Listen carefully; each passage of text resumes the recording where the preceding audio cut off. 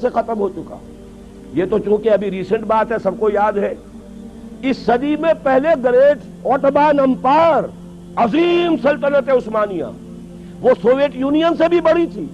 Soviet union کا تو رقبہ بڑا ہے, اس کی نہ اتنی آبادی ہے نہ اس کا علاقہ جو ہے زرخیز اتنا, وہ تو ٹینڈرا کے میدان جو ہے ان کی وجہ سے آپ کو رقبہ نظر آتا ہے.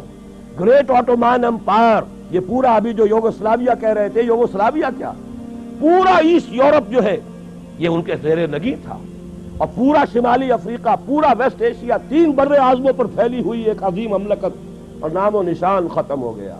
ترکی نام کا چھوٹا سا ملک رہ گیا. اسی طریقے سے یہ بالکل ہو جانے والی بات ہے, نہ سمجھیے گا جو ہسپانیہ میں ہوا تھا اور جو اب بوسنیا میں ہو رہا ہے وہ یہاں نہیں ہو سکتا. اس لیے کہ بھارت کے ہندو کا یہ ڈکلیئرڈ آبجیکٹو ہے کہ اس زمین کو پاک کرنا ہے. یہ نجس ہے, یہ ملچ ہے مسلمان, اور ان کو یہاں سے ختم کر کے دم لینا ہے. دیو رس کا ابھی ایک سرکولر شائع ہو چکا ہے, تمام ہندو سماجی سیاسی تنظیموں کو اس نے یہ لیٹر بھیجا ہے, سرکولر بھیجا ہے کہ اب وقت آ گیا ہے کہ ہم کمر کس لیں کہ بھارت کی پاک سرزمین کو مسلمانوں کی نجاست سے ہمیں پاک کرنا ہے. اور میں آپ کو یقین دلاتا ہوں کچھ تھوڑا سا رد عمل پاکستان اور بنگلہ دیش میں تو ہوگا, باقی پوری مسلم ورلڈ میں کوئی رد عمل نہیں ہوگا. میں گارنٹی, آئی اسٹینڈ گارنٹی, کہیں سے کوئی رد عمل نہیں ہوگا.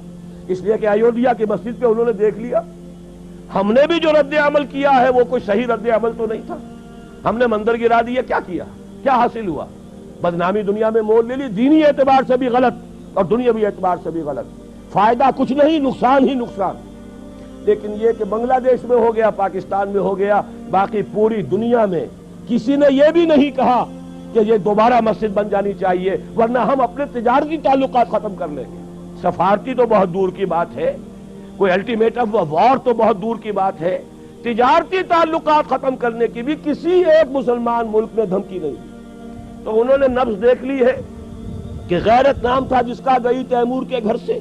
اور اگر بھارت میں یہ کچھ ہو گیا تو آپ یہ جان لیجئے بھارت کے جو عزائم ہیں, میں نے یہ چیزیں لکھی ہیں, پچھلی جمعے کو چھپ چکی ہیں, بھارت کے عزائم صرف بھارت تک نہیں ہیں. پراچین بھارت جس کے احیاء کا وہ خواب دیکھ رہے ہیں, اس میں افغانستان سے لے کر انڈونیشیا تک یہ تو ان کا ٹیریٹوریل کلیم ہے.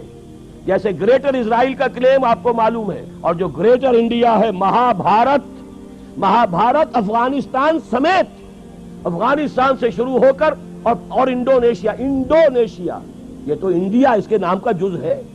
اس اعتبار سے یہ تو ٹیریٹوریل ایسپیریشنز ہیں. جہاں تک ان کا تجارتی اور معاشی دباؤ ہے, وہ ایران اور عرب کو بھی اپنا حصہ سمجھتے ہیں, زون آف انفلوئنس سمجھتے ہیں. اور یہ زون آف انفلوئنس اب تقسیم ہوگا اسرائیل میں اور بھارت کے درمیان. ان کا گٹھ جوڑ جس تیزی سے بڑھ رہا ہے وہ آپ کے علم میں ہے, اور جس طریقے سے اسرائیل کا ابھی بیان آ گیا وزیر اعظم کا اسحاق رابین کا کہ یہ جو ہے کشمیر کا جہاد بھی ہو سکتا ہے کامیاب ہو جائے. وقت پر اب اپنی ہمت جو ہے اس کو پورے طریقے سے کمر ہمت کس لو, اور مسلم فنڈامنٹلزم کو ختم کرنے کے لیے ہم سب کو جو ہے we should join hands to finish up with this Muslim fundamentalism. یہ سب کچھ ہو رہا ہے, یہ حالات ہیں. تو میں آپ سے عرض کر دینا چاہتا ہوں ان حالات میں کوئی تبدیلی نہیں آ سکتی. بات صحیح کہی ہے اور یہی میرا موقف بھی رہا ہے.